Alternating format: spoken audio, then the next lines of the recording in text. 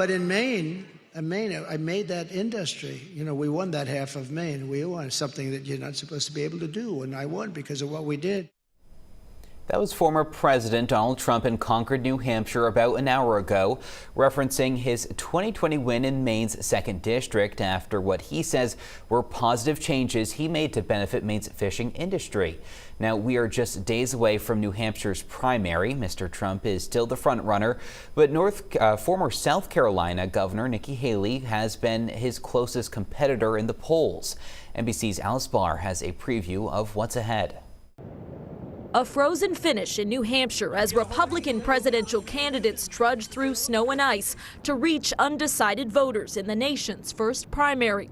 Former President Trump leading in the polls, but former UN Ambassador Nikki Haley argues she's within striking distance, banking on support from the state's many independents. What you've seen us do is try and talk with regular Granite Staters. The goal is, what do they care about? The former president hitting Haley hard, questioning her conservative credentials. A vote for Nikki Haley this Tuesday is a vote for Joe Biden and a Democrat Congress this November. How am I not conservative?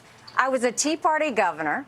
I passed voter ID. I passed the toughest illegal immigration law in the country. Haley needs a very strong finish in New Hampshire to power her campaign forward. Campaigns depend on momentum. People who fund campaigns want to see their candidates succeeding. Florida Governor Ron DeSantis is in New Hampshire today. He's done a lot in Florida, and I think he'll get it done for America. But he's polling a distant third there and setting his sights on a better finish in South Carolina. That's Nikki Haley's home state, but in a sign of her uphill climb there, fellow South Carolinian Senator Tim Scott set to endorse Donald Trump today. The frontrunner split between the campaign trail and courtroom. Just today, video released of Mr. Trump's 2023 deposition in the New York Attorney General's civil fraud case against him. His legal troubles not deterring loyal voters. I haven't considered anyone until Donald Trump walked down that elevator in 2015. As candidates close in on the first presidential primary of 2024. Maine Secretary of State Shenna Bellows is appealing a court's decision over former President Donald Trump's Maine primary ballot eligibility. Earlier this week, a Maine Superior Court justice decided to leave it to the U.S. Supreme Court to make the final ruling. The nation's highest court is taking up a similar case from Colorado. Secretary Bellows in Colorado's state Supreme Court came to similar conclusions last year, saying Donald Trump isn't eligible to be on the state's primary ballots for his alleged involvement in the January 6th insurrection. Once the Supreme Court makes a ruling, the Maine judge says Secretary Bellows can modify, withdraw, or confirm her prior decision. For political science researchers, they say the secretary appealed because the Supreme Court's decision may come too late.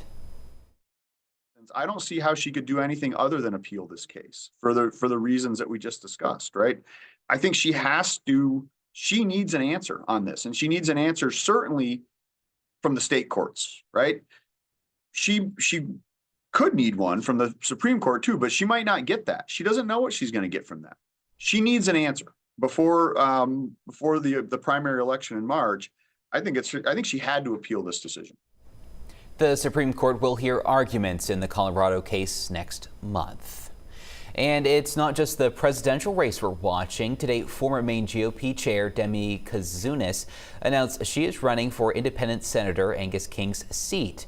Kazunis says she was encouraged to challenge King by Republican Senator Susan Collins through a phone call earlier this week.